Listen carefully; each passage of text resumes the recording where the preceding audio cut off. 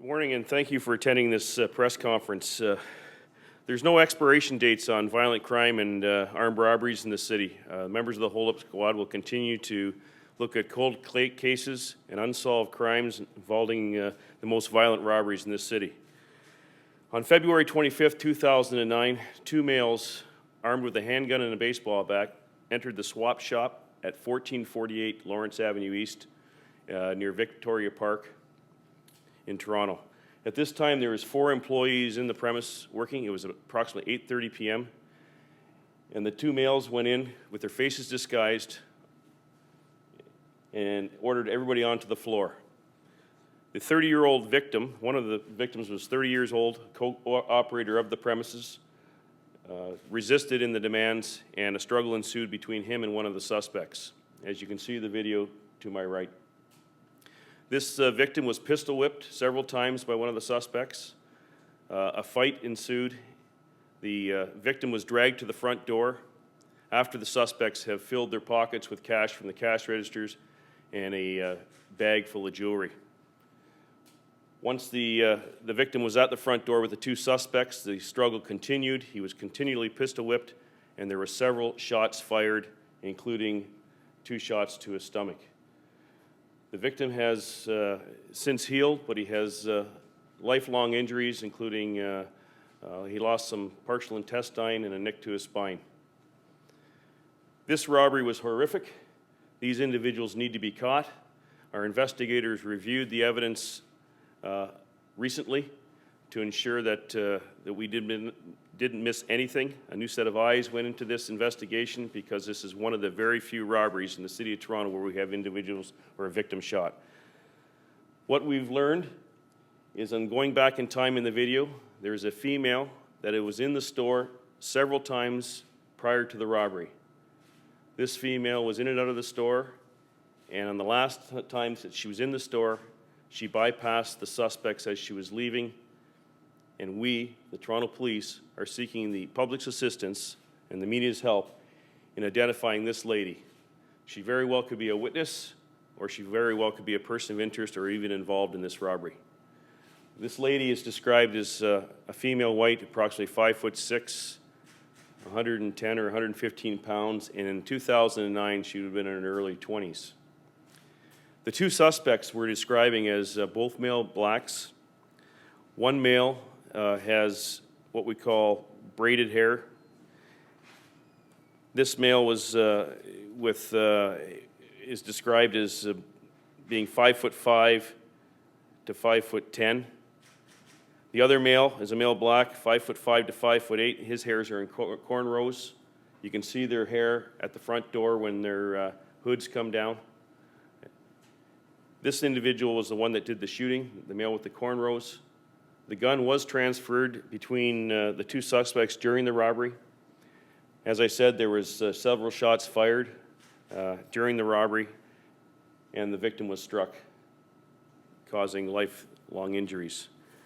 These two individuals are very important for the hold-up squad to get off the street. They may have been out there committing further robberies or further violent crimes. To do this type of action and to fire shots at an unarmed victim is just unbelievable, and we want to get these guys off the street.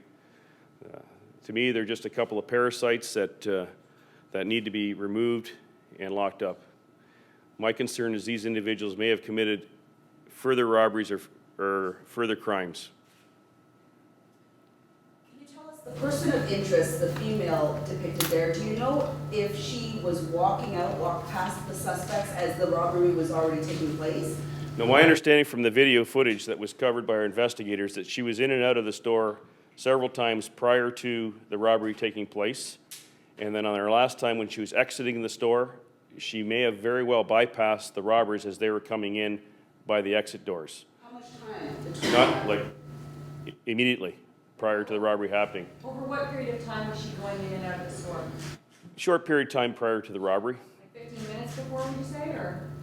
I can't even give you the estimate, but it was a short period of time prior to closing. She was the only customer in the store. She was the one that was the last person to shop in the store. She left the store, she came back in the store.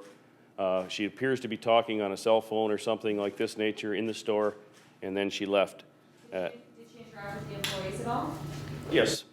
And did she give any reason as to why she was coming and going? Like, No. oh, I forgot something, or? No. That's why we're really interested in talking to this lady. She very well could be a witness and provide us some information. Our investigators have re-interviewed witnesses in the area and have learned that they also may have fled in a dark-colored four-door sedan motor vehicle.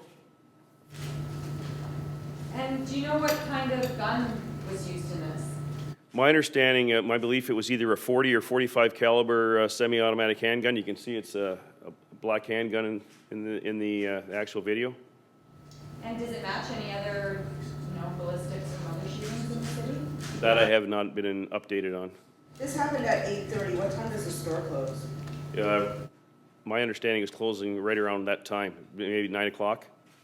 Do you think this woman, you said she could be a witness, she could also be involved in the crime? Do you think she was in there scoping out the area? Well, that's a possibility. And again, our investigators need to speak to her to determine that fact. Is it somebody that was just, losing something in her car and in and out of the store prior to the robbery, and timing is a big coincidence, or does she have something to do with the robbery and making her a person of interest? We need somebody to tell us who she is, or her to come forward to talk to the police, and maybe that will shed some light onto what her involvement is, if any, in this crime. When she bypassed the two men, as you mentioned, was there any communication, even gestures? There was nothing captured, so I can't tell you that. Go ahead. Did staff tell you anything about their communication with her? Like, did she say anything like, I'm interested in looking at something? Or? Well, she didn't. She made purchases on one of the time that she was in the store. She was in the store making purchases, and that's, we're very interested in this individual. As you can tell, it's a great picture. We can get it out there. I'm sure somebody's going to know who this lady is, or maybe she'll come forward and contact the hold-up squad. Maybe somebody can contact Crime Stoppers if they know anything about this robbery, or the identity of this lady, or even the suspects. I mean, time has elapsed in 4 years, and with social media now, this may refresh other people's memories as to what took place 4 years ago. More and more people may be able to look at this crime, and somebody may have talked about it 4 years ago, and maybe somebody was given a gift of jewelry or that fits in here. The back of the heads of these individuals are very distinct. I mean, one has cornrows, one has braids. Maybe there may be some clues if we get this out to the media that come forth through Crime Stoppers that help us point us in the right direction. Mike, given that you're releasing this 4 years after the fact, presumably you've had these images since day one. I mean, usually when you guys do this, it means that you're either doing very well in your investigation or you're very far away from catching these guys. What can you say? Well, I wasn't in the hold-up squad in 2009, and I've asked my investigators, and I've done numerous press conferences and releases on historical cases, much like homicide. There's no expiration date. I want them to go back and have a second look. Maybe they missed the fact that she was in several times before, or in and out at the initial time. Other interviews that have taken place since they've looked at this case have gleaned the dark motor vehicle.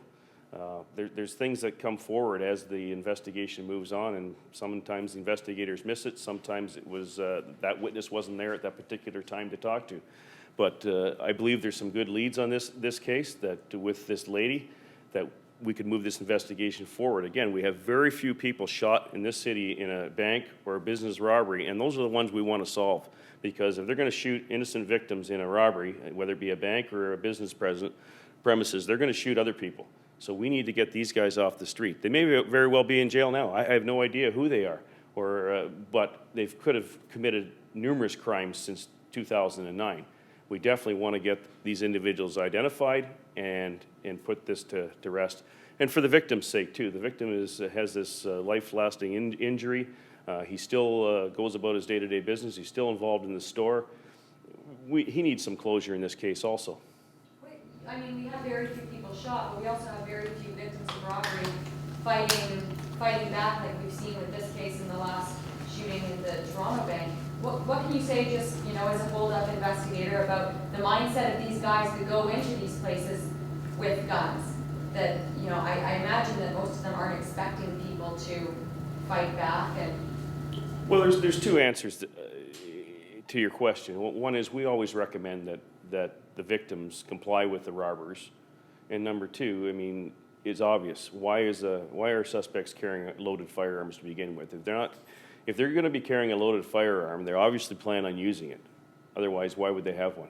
So that's my big concern again. I mean, these guys are walking around the streets, committing robberies with loaded firearms, and they're prepared to use it. So they are a risk to the community. They're parasites that need to be removed from the system, from the streets, and put into the correctional system. That's where they need to be. Any other questions? Okay, thank you very much.